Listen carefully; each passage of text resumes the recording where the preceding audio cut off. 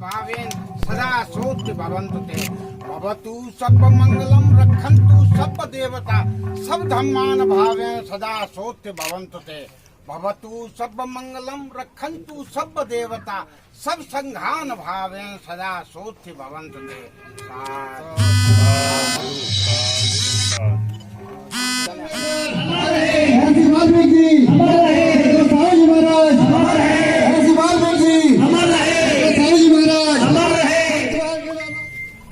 इसी क्रम में मैं अब मंच पर बुलाना चाहता हूँ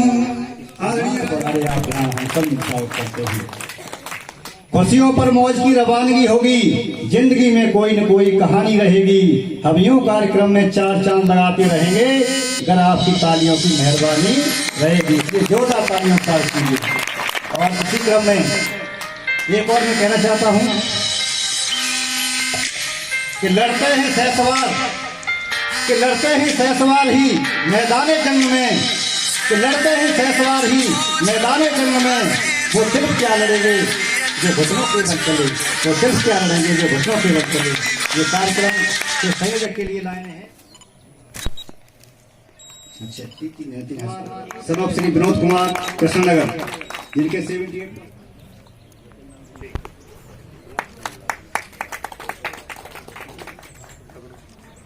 ऊपर देखिए सर।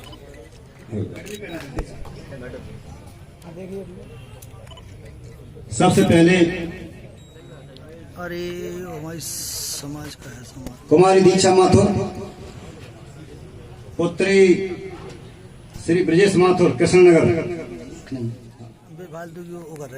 मैं अब जो अखिल भारतीय अनुसूचित जाति जनजाति कर्मचारी कल्याण एसोसिएशन के प्रांतीय वरिष्ठ उपाध्यक्ष हैं, उनसे अनुरोध करूंगा कि वो छात्र को प्रशस्ति पत्र देकर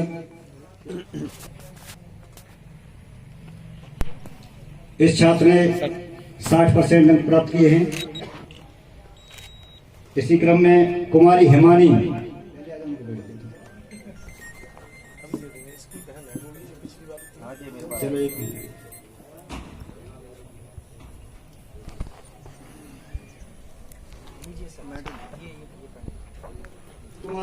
श्री विदेश कुमार दिवाकर बार्थर, अंशु कुमार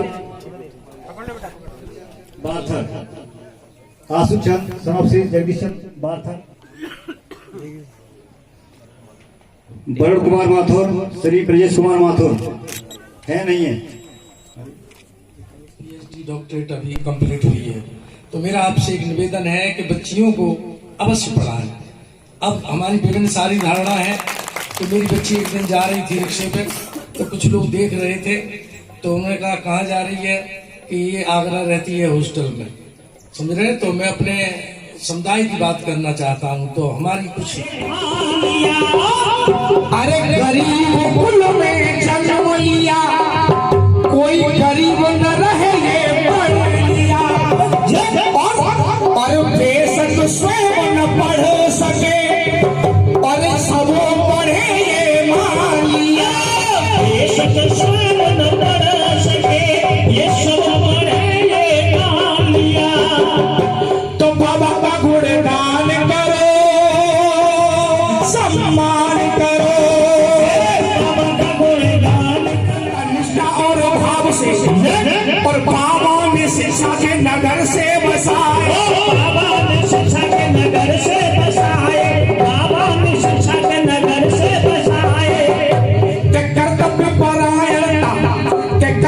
परायणता निष्ठा और भाव से, और बाबा ने शिक्षा और नगर से बसाए, बाबा ने शिक्षा और नगर से बसाए, बाबा ने शिक्षा और नगर से बसाए।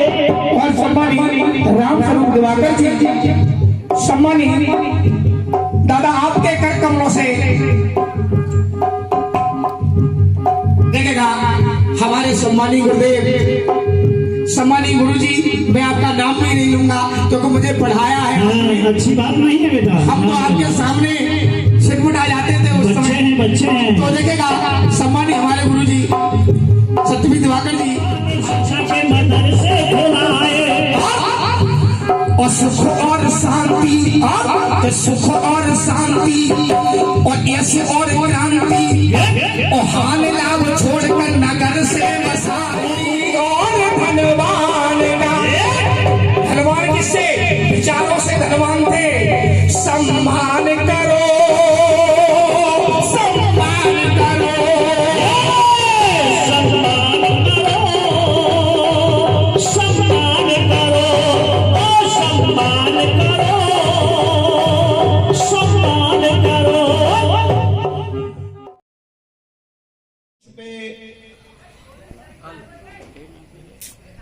प्रतिपल समाज में दलित शोषित वंचितों की आवाज बनने के लिए अभाजिका के माध्यम से काम करने वाले हमारे भाई उमेश दिनकर जी अभी थोड़ा देर से कार्यक्रम में सम्मिलित हुए। मैं हमेशा उनसे बहुत प्रेरणा लेता हूं। हमारे बड़े भाई बहुजन विचारक क्रांतिकारी राहुल जी और भाभी भावना जी इस पूरे कार्यक्रम के जो शिल्पकार हैं, दो बेहद सम्मान के पात्र और हम सब के अभिभावकों जैसा मार्गदर्शन देने वाले। कोरोना के विश्वव्यापी संकट के बाद आज पहला ऐसा कार्यक्रम है, चाहे उसे संख्या की दृष्टि से माना जाए, चाहे बौद्धिकता की दृष्टि से माना जाए, चाहे चैतन्यता की दृष्टि से माना जाए, ये कोरोना को पीछे छोड़ के हमें एक नए युग में प्रवेश करने का कार्यक्रम है और हम सब इस कार्यक्रम के साक्षी हैं। इससे महत्वपूर्ण कुछ नहीं हो सकता। शायद वो दोनों अभी हैं, एक वो छोटी सी बेटी और एक छोटा सा बेटा, वो जो पीछे बैठा है। कभी भी आपने देखा है कि छोटा बच्चा जब चलना सीखता है तो कई बार गिरता है, उसके कदमों में लड़खड़ाहट होती है, लेकिन उसके बाद वो सर पर दौड़ना शुरू कर जाता है। इन दोनों का भाषण बेशक कुछ लड़खड़ाहट थी, लेकिन दोनों में वो संकल्प मैंने देखा कि जिस दिन ये दौड़ेंगे हम सब सिर्फ तालियां नहीं बजाएंगे, इन दोनों के माध्यम से एक बड़े परिवर्तन के साक्षी भी बनेंगे, ऐसा मेरा विश्वास है। कार्यक्रम में जितने भी हमारे अभिभावक तुल्य बुजुर्ग हैं, मैं सभी को प्रणाम करता हूं। वंदनीय मातृशक्ति हमारी। तो समाज में जो 3 अलग अलग जाति वर्ग हैं या उम्र के भी वर्ग यदि हम अलग अलग जोड़ लिए जाएं, तो हर चरण में यदि कोई व्यक्ति सबसे ज्यादा महत्वपूर्ण होगा। उम्र के चरण होते हैं, एक बाल्यकाल होता है, युवावस्था होता है, उसके बाद हम प्रौढ़ हो जाते हैं, बड़े हो जाते हैं। जीवन के जैसे 3 चरण हैं, गार्गे महाराज के जीवन के भी 3 चरण हैं, यदि हम वहां से कुछ लेने के लिए सीखें। आप सब ये बताइए कि कोरोना के विश्वव्यापी संकट में सबसे ज्यादा वो कौन सी चीज थी जिसे बार बार विशेषज्ञ और डॉक्टर चिल्ला रहे थे कि ऐसा यदि करोगे तो इस संकट से बच के निकल जाओगे। तो सारे लोग, पढ़ाई तो बहुत जरूरी है, अगर हम पढ़ेंगे नहीं तो स्वच्छता के विषय में कैसे जानेंगे।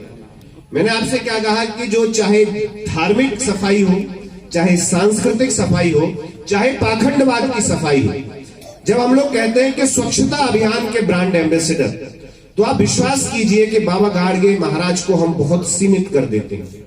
जो भौतिक सफाई होती है, जो हमें आपको दिखती है, जैसे यहां गंदगी है और इसको जो व्यक्ति भी सफाई कर दे, तो उस भौतिक सफाई करने से यदि हम बाबा गाडगे साहब को जोड़ देंगे तो मुझे लगता है इससे बड़ा अपमान उनका हम कोई दूसरा नहीं करेंगे। मैंने कहा वो एक संपूर्ण चरित्र है।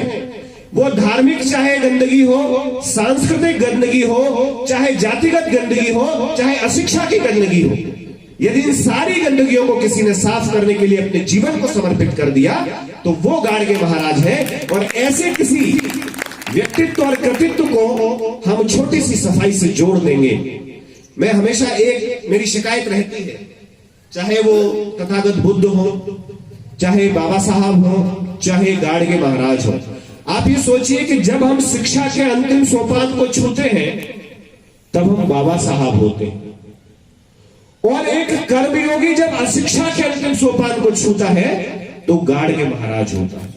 और पूरे विश्व को ऐसा दर्शन दे देता है, जब जब मनुष्यता के कल्याण की बात होगी, पूरे विश्व में, चाहे वो यूरोप में कितने ही बड़े दार्शनिक हुए हो, पश्चिम में कितने ही बड़े दार्शनिक हुए हो, भारत में कितने ही बड़े दार्शनिक हुए हो, लेकिन एकमात्र दार्शनिक वो तथागत बुद्ध है। जब जब मानवता संकट में पड़ेगी, जब जब मनुष्यता पर संकट आएगा, जब जब अतिवादी ताकतें बढ़ जाएंगी, जब जब कट्टरवाद का दर्शन चरम पर होगा, उस समय सिर्फ और सिर्फ उम्मीद की एक किरण होती है, और वो कौन है?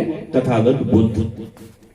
हम सब परम सौभाग्यशाली हैं कि हम सबको ऐसे बुजुर्ग मिले हैं, हम सबको ऐसी युवा पीढ़ी मिल रही है, और हम सबको ऐसा वर्तमान मिल रहा है जो प्रतिपल हमें इन्हीं सारे दर्शनों को धीमे धीमे रोपित करने की कोशिश की जा रही है।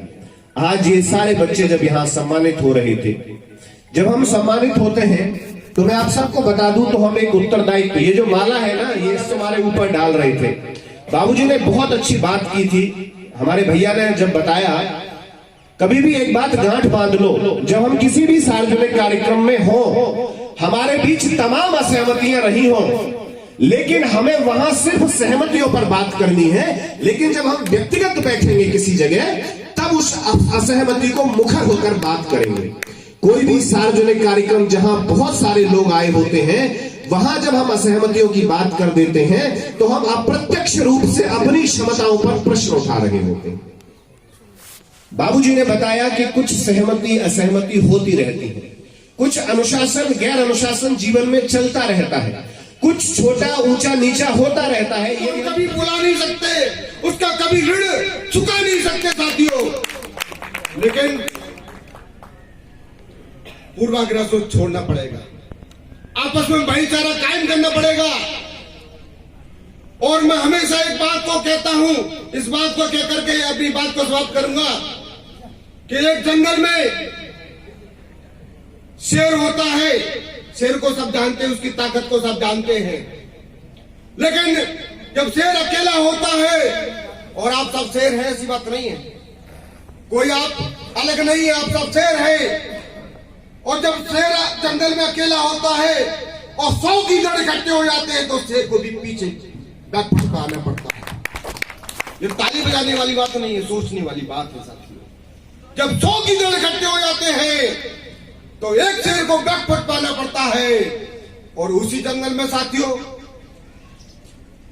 जब शेर झुंड में निकलते हैं, इकट्ठे होकर निकलते हैं, तो जंगल का कोई माइकल आर ताकत नहीं है उसके सामना कर सके साथियों। आप लोग शेर हैं, क्यों अकेले निकलते हैं? झुंड के रूप में क्यों नहीं निकलना चाहते हैं? क्यों नहीं इकट्ठा होना चाहते हैं? अरे जहां दिवाकर समाज के लोग, चट्टर समाज के लोग, पल्लिक समाज के लोग, नट समाज के लोग, कंजर समाज के लोग, क्यारा समाज के लोग, चिक समाज के लोग, पिछड़े वर्ग में हमारे यादव समाज के लोग, सच समाज के लोग, पाल बघेल समाज के लोग, और सामान्य जातियों में जो अमल पसंद वाले लोग हैं, वो जिस दिन इकट्ठे होकर निकलेंगे, आपका कोई बाल बाका नहीं कर सकता साथियों। आप पे सारे कार्य कल्याण हुए होंगे, नहीं हो पाएंगे क्या? अरे मैं आपसे पूछना चाहता हूं, नहीं हो पाएंगे क्या? बैठना पड़ेगा, सभी को अपनी अपनी चौथाट खत्म करनी पड़ेगी। बुरा मानने वाली बात नहीं है, सबको अपनी अपनी चौथाट खत्म करनी पड़ेगी और सामाजिक एकता को कायम करना। अभी एक बच्चा कह रहा था, पावर जो राजनीतिक शक्ति है वो मास्टर चाबी होती है, और जब मास्टर चाबी आपको मिल जाएगी, जब कब इकट्ठे होंगे तभी तो मास्टर चाबी मिलेगी। ऐसे शासक बनाइए जो आपके हित में काम करे, आपके अहित में काम करने शासकों को जब रोधित कर दीजिए साथियों, तो आपके अहित में काम करते हैं, आपके आरक्षण को खत्म करते हैं। राजनीतिक लोगों को आप आने वाला समय आने वाला तो कोई हम पैसा नहीं देता। पैसा एक चरित्र, आपका चरित्र सही है, आप वही चरित्र को बनाने में समय लगता है। एक छोटा सा दृष्टांत और दूंगा, एक महिला अपने फोन का जो धान पूछने वाला था ऊपर था, वो नहीं छोड़ दिया, वो छोड़ करके चली गई, पानी लेके आ गई।